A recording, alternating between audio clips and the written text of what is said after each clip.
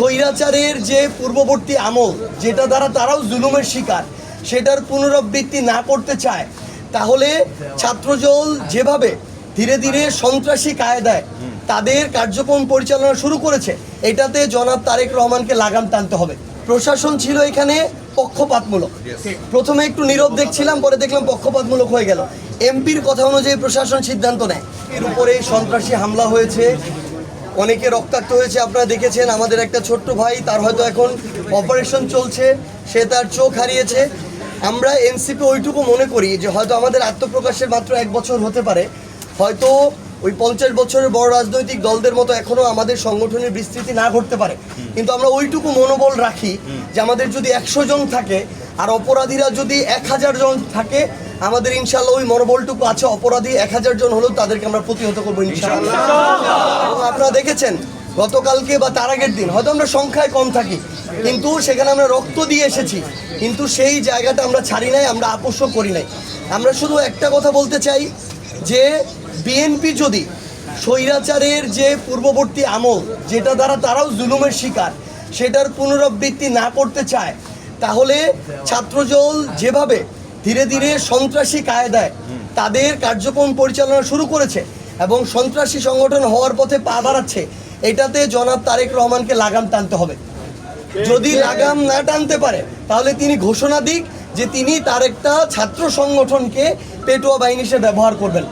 আমরা মনে করি তিনি যদি বেগম খালেদা জিয়ার ওই কথাটা মনে রাখেন যে ছাত্র দলে ছাত্রদেরকে চাই, কোনো টোকাই সন্ত্রাসীকে চাই না, এই কথাটুকু মনে রাখলেই আমরা মনে করি যে এটা বিএনপির জন্য ভালো, বাকি সবার জন্য ভালো।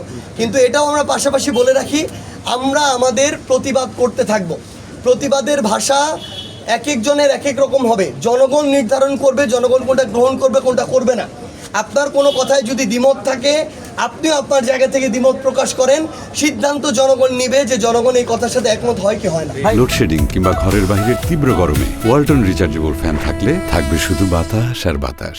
না, তারা তাদের জায়গা থেকে দলীয়ভাবে প্রতিবাদ জানিয়েছে, কিন্তু আমরা মনে করি যে এটা দল হিসেবে তো আমাদের একটা লড়াই, এবং এই লড়াইটা আমাদের লড়তে হবে। এর মধ্য দিয়েই আমরা দল হিসেবে আরো পরিণত হব, আরো সুসংগঠিত হব, আরো বড় হব। প্রশাসনের ভূমিকাটা এবং আমরা ওই লড়াইটা করতে চাই। প্রশাসন খুব স্বাভাবিকভাবে, আমরা ওই দিনও দেখেছি এবং গতকালকেও দেখেছেন আপনারা, প্রশাসন ছিল এখানে পক্ষপাতমূলক। প্রথমে একটু নীরব দেখছিলাম, পরে দেখলাম পক্ষপাতমূলক হয়ে গেল। এমপির কথা অনুযায়ী প্রশাসন সিদ্ধান্ত নেয়, সরকারের কথা অনুযায়ী প্রশাসন সিদ্ধান্ত নেয়। আপনারা গতকালকে দেখেছেন যখন সর্বশেষ একটা মামলা দায়েরের জন্য আমার পার্টির আহ্বায়ক এবং দক্ষিণাঞ্চলের মুখ্য সংগঠক হাসনাত আবদুল্লাহরা একটা পুলিশ ফাঁড়িতে যায়, সেখানে আমাদেরকে, আমরা হয়তো সেখানে 100 জন ছিলাম, আমাদেরকে বাধা দেওয়ার জন্য পুলিশের বিভিন্ন ফোর্সের 500 জন ছিল।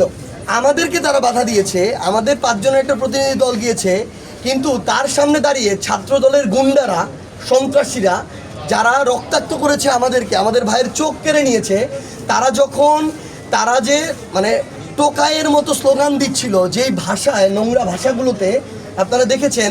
আমরা প্রশাসনকে আহ্বান করি, দয়া করে আপনারা আপনাদের পেশাদারিত্বটা আর বিক্রি করে দিয়েন না। যদি এটা করেন, হয়তো এমন হবে আগামীতে বাংলাদেশ পুলিশ নামক এই প্রতিষ্ঠানটা বাংলাদেশে আর থাকবেই না, মানুষের সামনে কোনোদিন মাথা উঁচু করে দাঁড়াতে পারবে না। আপনারা আপনাদের পেশাদারিত্ব বজায় রাখুন, আর যদি রাজনীতি করতে চান, বিএনপি করতে চান, তাহলে পোশাক বাদ দিয়ে সরাসরি রাজনীতি।